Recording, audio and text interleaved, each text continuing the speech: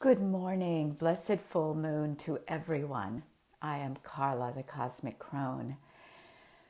Oh, I'm here this morning, 2 hours before the exact moment of the full moon, to share with you what I see in the Divine Feminine chart of this extraordinary Virgo full moon.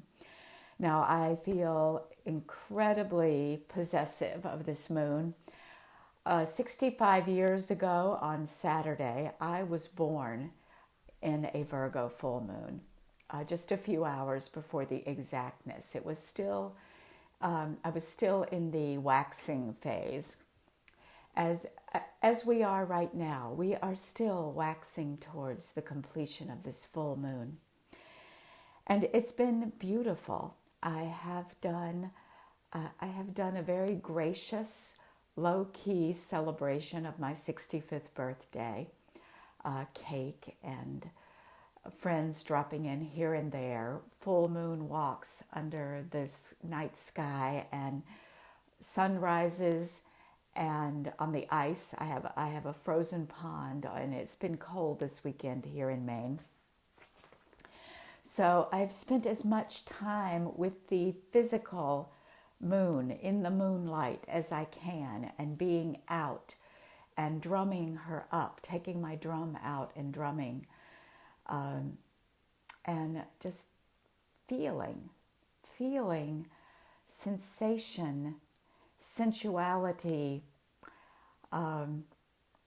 feeling into the mystery, because what I'm going to share with you in this full moon reading is full of mystery. And I believe it is a shift in the whole picture.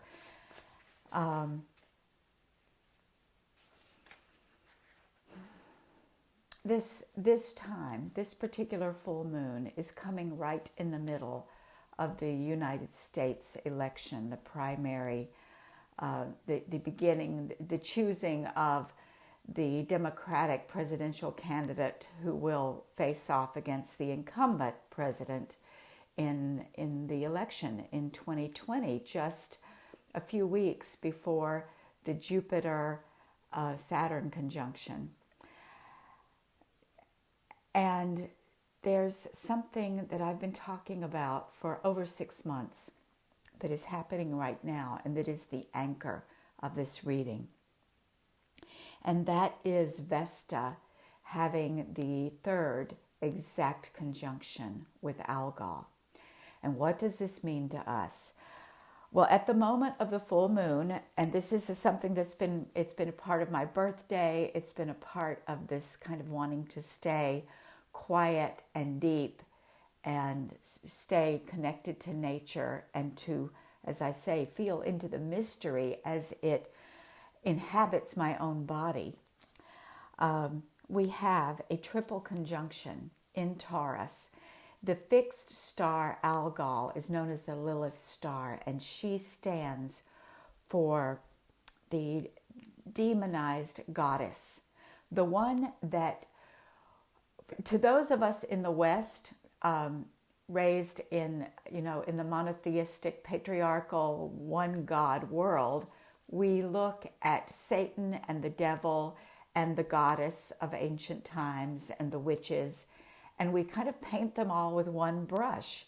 And she looks, honestly, kind of like some of the scary goddesses of the East, like Kali or Sekhmet or Durga, someone who is bloodthirsty, someone who has many breasts, someone who has skulls around her neck, someone who ignites fear in us.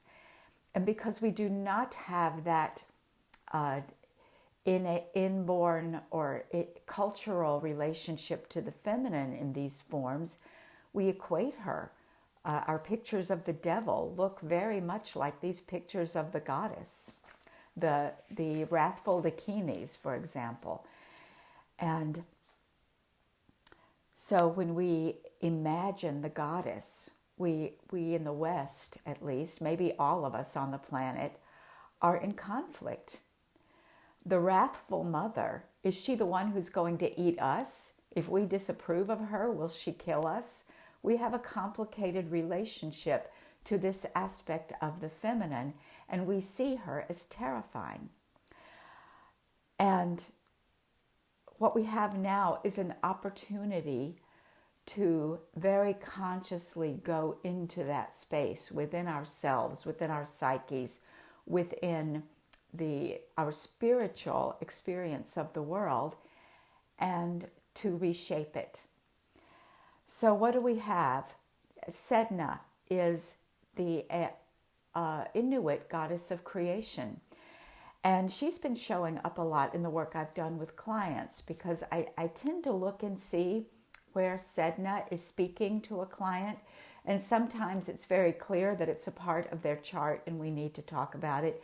And sometimes it's not, we don't look at her significantly. But at this particular time in our planetary history, this particular full moon, Sedna is sitting at 27 Taurus, half a degree away from Algol, and she has been here throughout this whole epoch, the biggest part of the 21st century so far. I just don't talk about her that much because there's always so much else to talk about. But she belongs here now because she represents one of the ways to look at her story is she was betrayed by a husband who painted himself as, God's gift to women, and handsome and a good provider and the king of his island, and he could give her everything she wanted. And then he turned out to be a monster, and he actually enslaved her. And that is what patriarchy did to the feminine. Patriarchy knew that it could not exist in partnership with the feminine in a conscious way. And so patriarchy repressed and enslaved the feminine, using the feminine powers that exist in all women and in the goddess and in nature, and saying, you will be my servant, you will be my slave, I will use you, I will extract your power, your reproductive capacity, your fertility, your magic, and I will use it to triumph, to control. So Sedna, in escaping from her narcissistic liar of a husband, she called upon her father. And when the husband sent a great storm to capsize the boat that they were in, Sedna's father threw her overboard. He was willing to sacrifice her to save himself. And when she gripped the edge of the boat to get back in, he cut off her fingers. And she sank to the bottom of the ocean, where she became the goddess, and her severed fingers became all of the living things that the Inuit people depended upon: the food, the fish, the dolphins, the walrus, the seal, the whales. And Sedna became the quest. The shaman would go down to her and comb her hair and appease her and pleasure her, so that the hunters would be strong, their harpoons would be accurate, they would be safe, and the hunt would be plentiful, and the people would live. But this was born of a kind of destruction that is so deep in our unconscious, I don't even know how it works. I think it might take a native Inuit to explain what that means, really. But we can certainly feel, all of us can feel how a complex relationship with the paternal energy, the patriarchal energy that says, I have power over you. And then who is with them today? And she has this Vesta, who is another example of the goddess taken over by patriarchy. Vesta is the priestess, and she is the one who keeps the sacred flame lit. She keeps the fire on the altar to divine, the fire on the hearth that keeps the people warm and fed, the fire in the center of the community that draws people, that keeps the community unified and helps them know their relationship with the center, with the divine, with each other. Incredibly sacred, incredibly ancient, and very much of the goddess, the nurturing and connecting aspect of the feminine. And Vesta, as we know her, is the goddess of Rome, the one who kept the sacred flame of the state burning. The state co-opted this ancient pre-Greek. Before there were Greeks, there was Hestia. And they co-opted her and said, this goddess will keep the flames of Rome burning. Rome is eternal. And Rome was the city of the gods, the city of the patriarchy, and spread patriarchal ideas throughout Europe and throughout the world, because Rome eventually adopted Christianity and monotheism. And those ideals of ancient Rome and the ancient Roman philosophers, some of them were Greek, and they went over to Rome and they emerged in the church. And so the philosophers of the church carried these ideas forward. And it was about the feminine is in service to the state, to the church, to the institution. Now we have been seeing this active and alive in Capricorn, because in a trine to Vesta, Algol, and Sedna right now, we have Saturn, Chariklo, Pluto, and now Jupiter is moving into that area, that last third of Capricorn. And Capricorn is the sign that we associate with structure, the state, the institution, the bigger picture of structure in which our lives play out. And it is designed to keep us safe and to give us some meaning and boundaries. And of course, it also works in the spiritual realm, the cauldron, the structure of within which alchemy, the structure of a spell, the structure of a ritual. The womb has something associated with Saturn, so we can totally reclaim all these Capricornic structural aspects and realize that we need those for our power, and we can use them to somehow make the vastness and the mystery understandable, not to destroy the mystery, not to take the fear and awe out of the mystery, but to allow us to hold a piece of the mystery and create with it, because that is who we are and what we do as two-leggeds.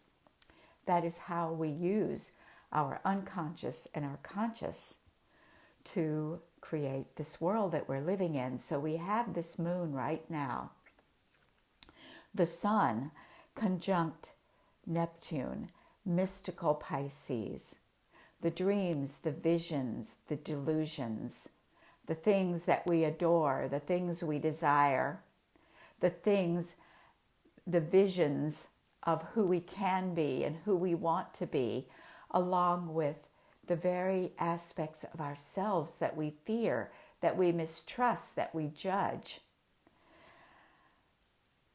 Neptune is tricky as a ruling planet, by definition. And so we Pisceans know that we can be dreamers and visionaries, and yet we doubt ourselves, we believe, we wonder if we are making it all up, if we are delusional.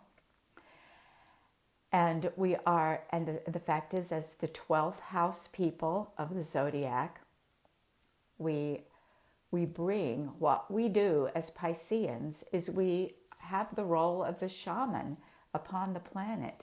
We bring the dreams out into the world through art, through creation, through writing, through healing and spiritual teaching, through our dreaming.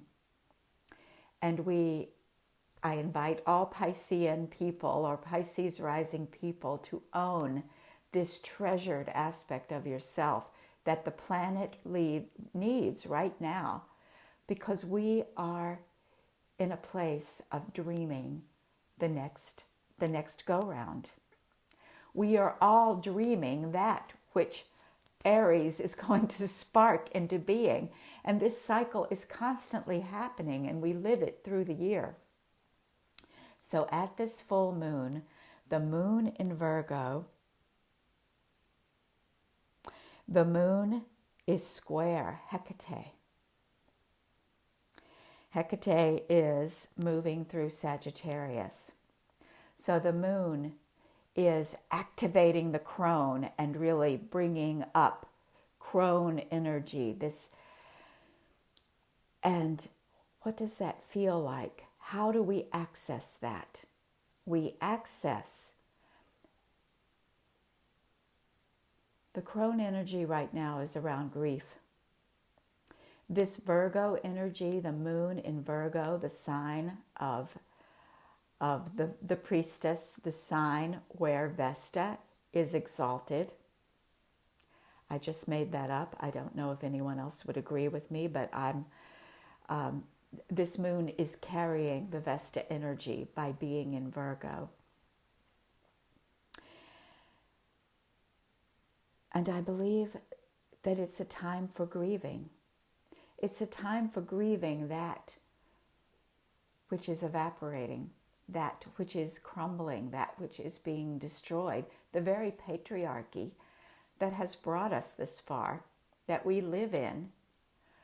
And this brings us to the real mystery that I am tapping into, and it's almost like you can talk around it. You can talk about the pot, but you can't talk about the mixture that is inside of the pot because we don't know what's in there.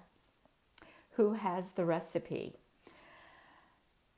So I tell you this story, I paint you this picture. Vesta, last September, around Labor Day, the end of August, in the fruitful time of year where our gardens in the northern hemisphere were making food, Vesta came through Taurus, slid past Algol into the 27th degree of Taurus, and then stopped and went into retrograde. So we had an entire moon cycle or two where Vesta was moving back and forth over Algol. And then she went all the way back into Taurus to about 12 degrees. And now here, at the time of this full moon, at the time of my 65th birthday, so I take it very personally, she is joining Algol and Sedna again. Activating Sedna, where the feminine is dropping into the depths. She is going down deep to meet her destiny as goddess. So many metaphors there. So many ancient stories there. The story of Inanna descending through the 8 levels to the underworld to meet her sister Ereshkigal and integrate that darkness, to literally die and then return. We are all, this time, this moon, is about integrating that which we fear. And it's no accident that a book that I'm now reading by Carolyn Eliot, The Existential Kink, is a practice that helps us do that. And I'm just beginning it, just tapping into it. But it is a book I recommend you get. It's available on Amazon, or ask your local bookstore to order it for you. Existential Kink by Carolyn Eliot. And it is speaking and giving us possibly a shortcut to do this thing we must do, which is integrate the darkness. And right now the darkness is all around us. And we see it playing out in social media and in the conventional media and in the political arenas and in health and welfare and war. It's just, it's right there. And somehow we need to open our mouths wide and take a big bite out of that and chew it and swallow it and integrate it into ourselves. So Vesta merging with Algol, particularly Algol, the demonized goddess. This is the picture that I have, and I literally do meditations around this with the womb. Meditating, keeping Vesta, the goddess, is saying, I am returning to you, demonized one. I am returning to you, eternal goddess. I am lighting the fire on your altar. As we recognize that this illusion of patriarchy attempted to destroy and repress you, and did successfully repress, but you are back. You are returning. And as you return, patriarchy sees you as terrifying and destructive. And each of us in our own selves, as you return into us and through us, we see you as destroying something that we treasure, our egos, our beliefs in ourselves. And this is the mystery. How do we expand to include both the dark and the light, both that which we fear and that which we desire? And there is no difference. There is no difference between love and fear, because everything we love, we fear. And everything we fear to love. And we fear even loving. This is something that I have experienced in my life as pure, twisted joy. I came to understand once long ago that what my own experience of love was about unrequited love. The thing that I loved was not being loved in return. I didn't know it, but I was in the midst of an existential kink. I didn't have those words. But it was shocking to recognize. And yet, by recognizing it, I was able to move through it and integrate it and allow something different to show up in my life, which is the essence of what this is about. So my personal practice in this full moon, beginning with this full moon and continuing, because even though Vesta will keep moving, this is igniting something that is not, it is setting in motion a change that will keep changing and that we will keep living into. So I'm asking myself, and I ask you the question, what is it like to allow the repressed goddess to rise? What does that feel like? What does it begin to look like? What does it require of you?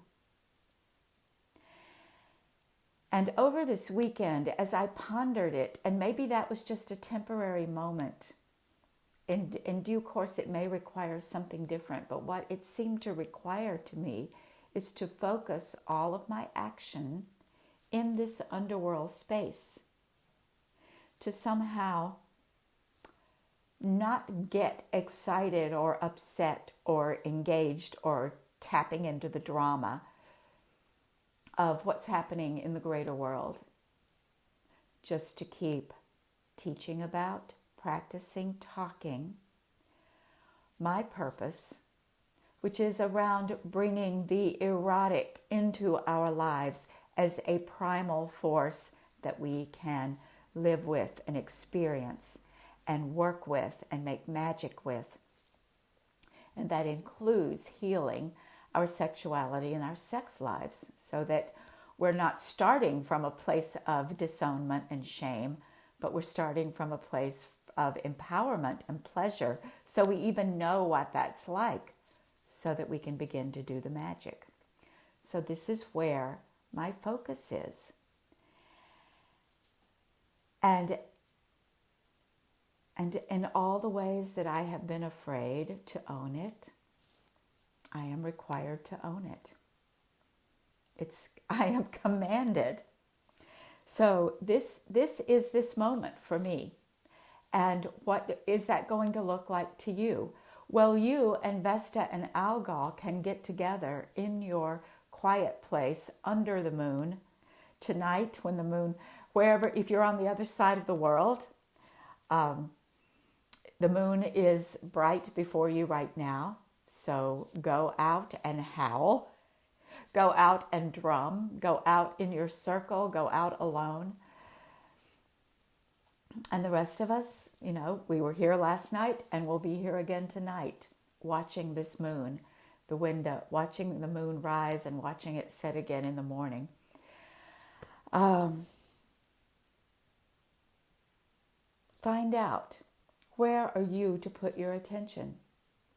Because whatever it is that you are supposed to be doing, and I say supposed to be as in a purpose-driven way, whatever your gifts are, they are working in a magical place, in the roots, and possibly rising up hidden inside the trunk.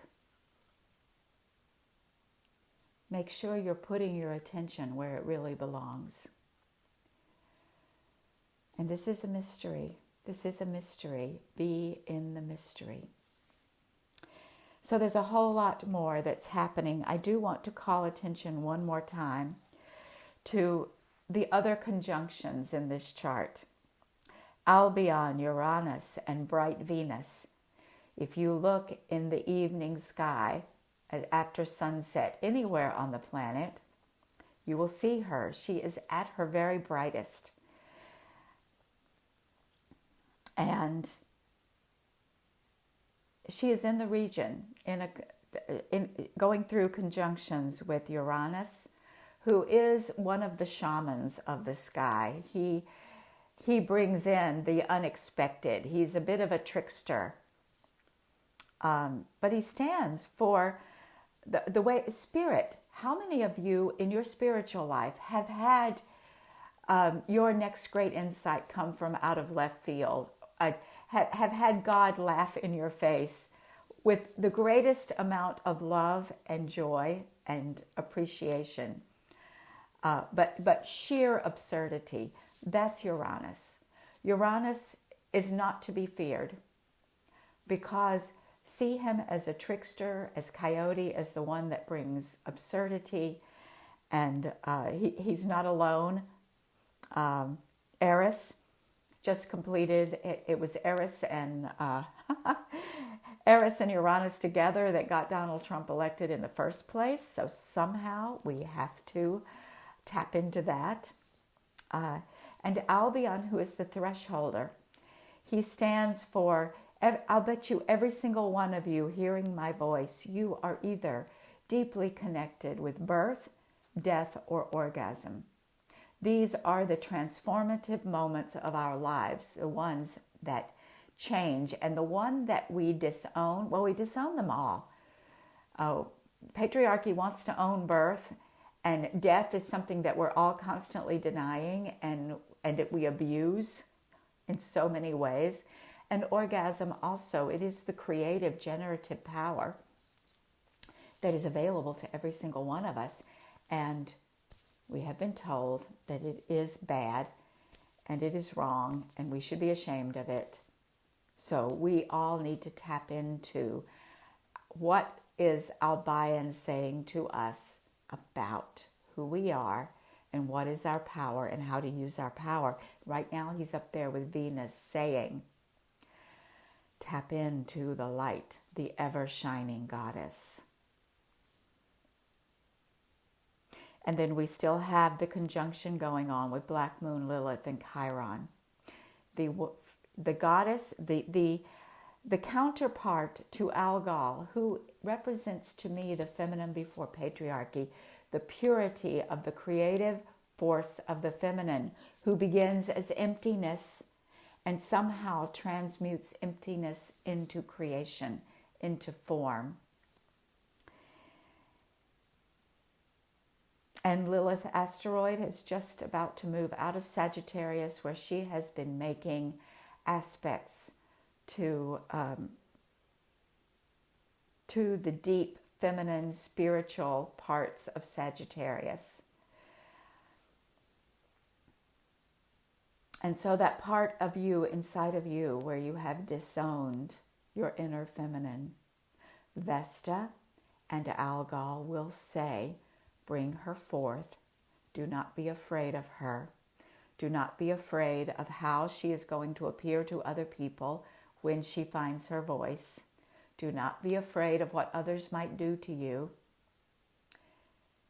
All of us, our inner Lilith, must speak now, and all the Liliths are working together to heal us and give us our voice, give us our truth, give us our activity, our stage. That's what I have for you. There is nothing more important right now than Vesta and the dark goddess. Fall on your knees, light a candle, feel her, feel your inner priestess opening the way for the goddess to return.